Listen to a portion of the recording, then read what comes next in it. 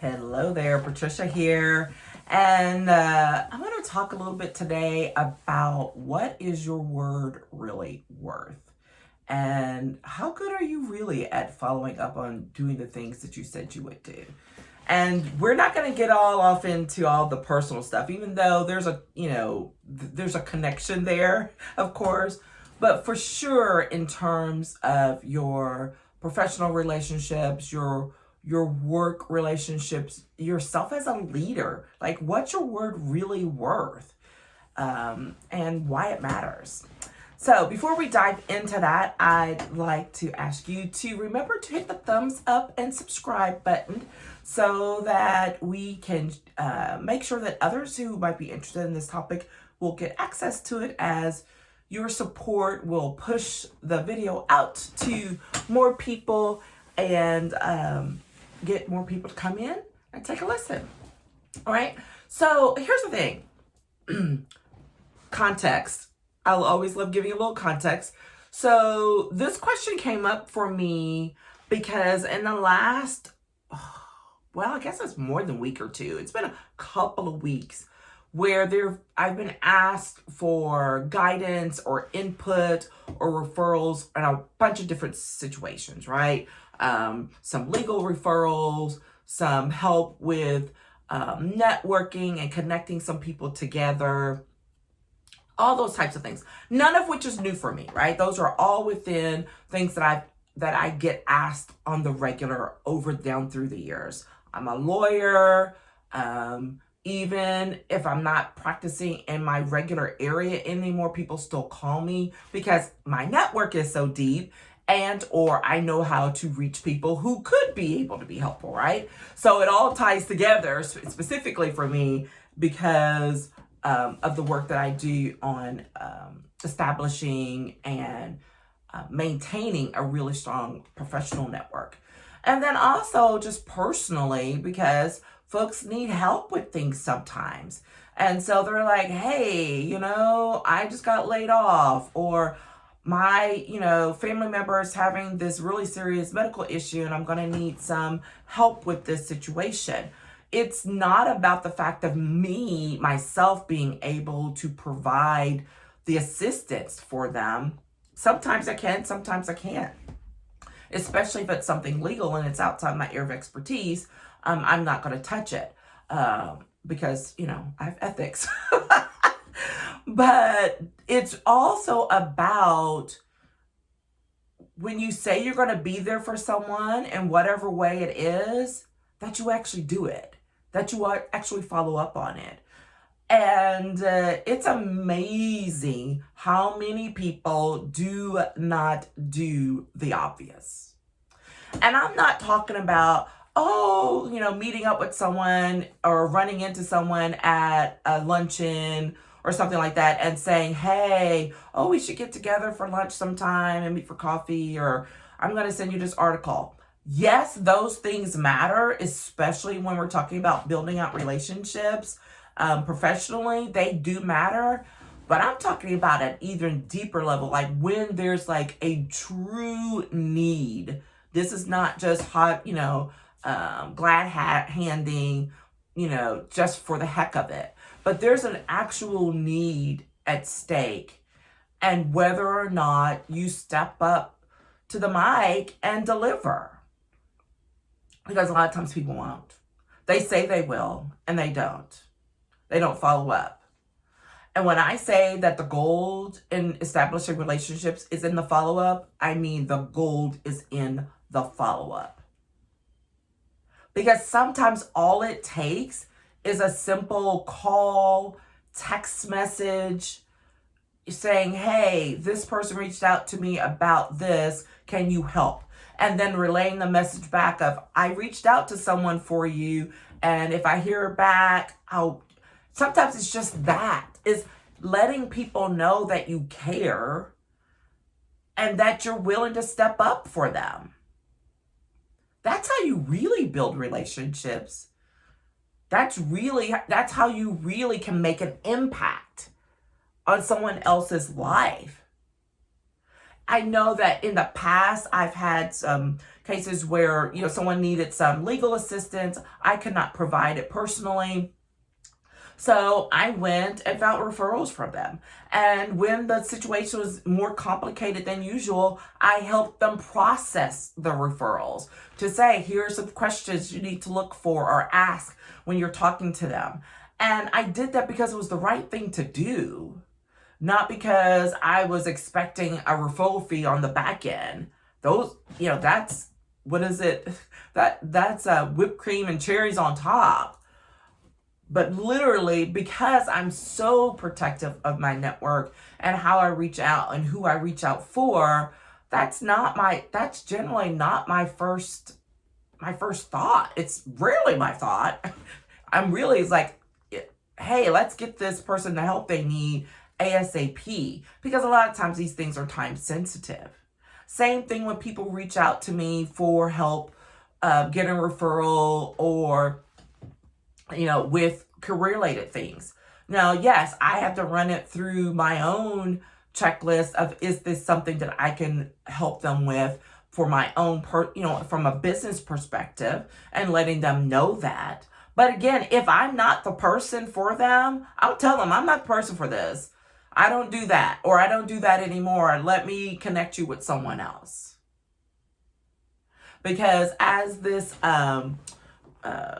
person I follow on LinkedIn and YouTube says, her name's Casey Brown, she's always saying there's enough out there for all of us. So I don't have to gatekeep. I don't have to gatekeep. Other people might gatekeep, and that's, to their detriment long term. But I don't have to gatekeep, because I truly believe that things will come back around. And it's worth making the effort for. Now, of course, you never want to get in a situation where you're being abused, right? And someone's taking advantage of you and your situation and your resources. You don't want that. And I say follow your gut on that. When someone is being a little slimy or a little underhanded and only just trying to get whatever they can out of you. Well, you know that feeling. And if that bubbles up for you, then you're like, yeah, no. And for me, that took a while. I did not have a good radar on that for a long time, because I was always willing to help people. But I've learned from watching other people. I've learned from being burned by situations. And so I'm much more mindful of it. But that doesn't stop me from continuing to want to reach out and help people however I can, and to take that step and actually follow up. And here's the thing. If you're in a leadership position of any kind, whether it's in your office or out in your community, like you're literally, obligated is not the word I'm looking for, but there's a responsibility at a higher level to follow up when you tell someone that you're going to help them, or that there's some information you could provide them with, or whatever. If you are in a leadership role, people are looking to you and relying on you because they're putting their trust in you. So that little slip of the tongue of when you said, oh yeah, I'll do this for you, and then you don't, or you hem and haw about it later when someone when they follow up with you, I'm like, hey, were you able to? They're like, guess what? You've burned a bridge. I have definitely experienced that, where I put my trust in someone that I knew for a long time, someone I've known for a long time, and that asked for some assistance. I asked for some assistance with help for a family member, just getting some contacts, right? And or doing something. You're doing something. And when following up on it, the person was slow to return the call. And then when we actually got on the call, it was like, oh, I said I'd do that. Oh, well, we need to do this and that and this and that. Only this and that involved them distancing themselves from the original solution and the original ask. I was very disappointed, to say the least. I was hot, as a matter of fact. This one was a little more personal for me. So it's like, no. And the reason why is because this is someone that I have responded to their requests for help, for referrals, for, hey, can you serve on this? And making them look good. Like, I've done that for this person a number of times. So when I come around and ask for this thing and realize that they weren't honest in their response, I was more than disappointed. I was hot. I was furious. And it means that I no longer have trust in what they say they're going to do. And I don't ask them for anything, and I'm not receiving any requests for things from this person, because boundaries, they exist, and I have learned how to establish them. Still working on it, but in some cases, I've absolutely learned how to manage that better. And it's disappointing because when you have those relationships that cut across things, across professional, across personal, across community, it doesn't just mean that you've lost that trust, or that trust is lost in that person in one area. It means you've lost trust in that person, period. Such that it doesn't matter what area that it covers, it's like, yeah, I don't believe you. That's how powerful it is when your word can't be trusted, when your word is not good.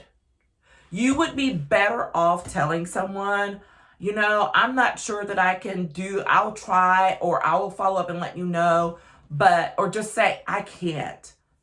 You are better off telling someone you can't do something right up front, or that you don't have the capacity for it, or it's not a good time, whatever it might be. They might be disappointed, but at least you were honest with them up front, as opposed to making some promise to follow up, to take an action or do something, and then not do it, or lie about doing it, or dance around why you didn't do it to begin with when they followed up.